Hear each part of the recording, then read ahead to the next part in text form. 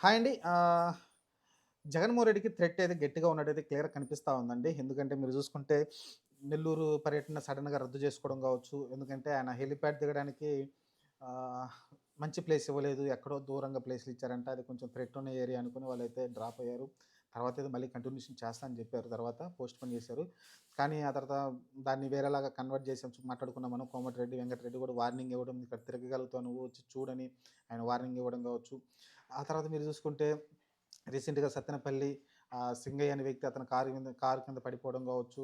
ఆ తర్వాత చూసుకుంటే ఆ కేస్‌ని ఇతనికి ఆపాదించడం కావచ్చు. అసలకి అంతకుముందు గుంటూరులో మిర్చి యార్డ్ దగ్గరకొచ్చినప్పుడు కూడా అతనికి సెక్యూరిటీ ఎవరైతే ఉంటారో అసలు యాక్చువల్‌గా ప్రతిపక్ష నాయకుడికి జెడ్ ప్లస్ సెక్యూరిటీ ఇస్తారు. చాలా స్ట్రాంగ్‌గా ఉంటారు వాళ్ళు.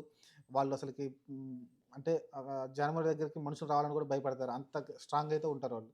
అలాంటిది జగన్మోహన్ రెడ్డి దగ్గరకొచ్చి ఎగబడుతున్నారు, అత్తుకుంటున్నారు, చేతులు పట్టుకుంటున్నారు, చొక్కాలు లాగుతున్నారు. అన్నీ చేస్తున్నప్పటికీ జెడ్ ప్లస్ సెక్యూరిటీ ఎక్కడ కనిపిస్తున్నారు? ఏం జరుగుతుంది?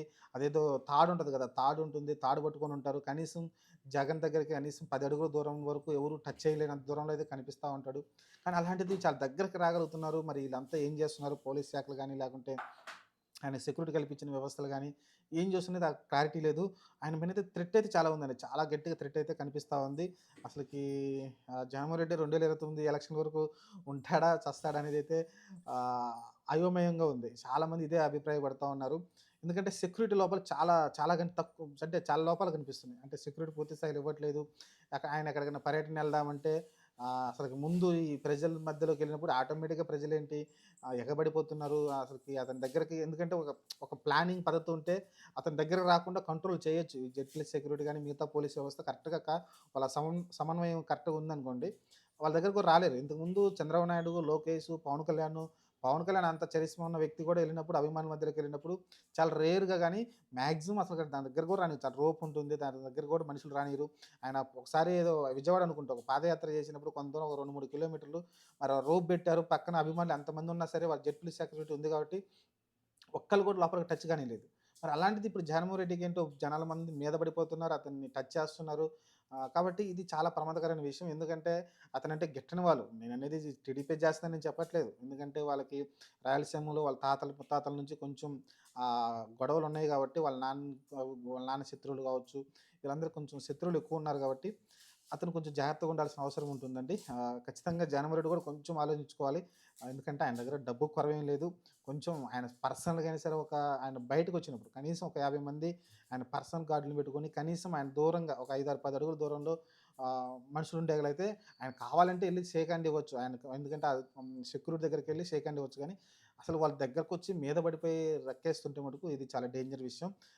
శత్రువులు ఏ పనైనా చేస్తారు. ఏమైనా చేయొచ్చు. అంతమందికి చెకప్ చేయలేరు గదా! ప్రజల మధ్యలోకొచ్చినప్పుడు. కాబట్టి అది కొంచెం డేంజర్‌గా అనిపిస్తా ఉంది.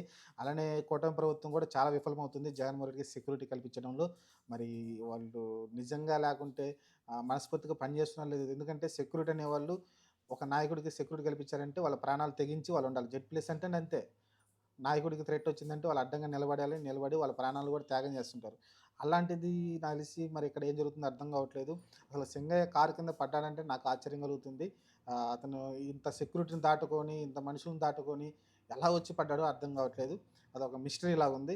సరే చూద్దాం. ప్రస్తుతానికైతే జగన్‌మోహన్ రెడ్డికి చాలా థ్రెట్ అయితే ఉందండి. సెక్యూరిటీ సరిగ్గా లోపం అయితే చాలా కనిపిస్తా ఉంది.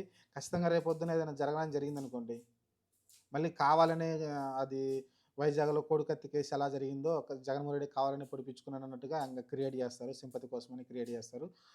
ఆ రకంగా అయితే అడుగులు వేస్తారు ఖచ్చితంగా. అంతకుముందు స్టార్టింగ్‌లో సానుభూతి చూపించి తర్వాత ఇమ్మీడియేట్‌గా జగన్‌మోహన్ రెడ్డే కావాలని చేయించుకున్నాడు. వాళ్ళ కార్యకర్తే పొడిచాడని అయితే ఇంగ వార్తలైతే వచ్చినియి. కాబట్టి జగన్‌మోహన్ రెడ్డి జాగ్రత్తగుండాలి.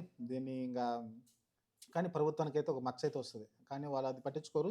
జగన్‌మోహన్ రెడ్డి లేకపోతే ఆటోమేటిక్‌గా వీళ్ళే గదా! ఇంగ పవన్ కళ్యాణ్ వీళ్ళే ఇంగ శాసిస్తారు కాబట్టి ఆంధ్రప్రదేశ్‌ని వాళ్ళకి ప్రతిపక్షం అనేది ఇంగ ఉండదు.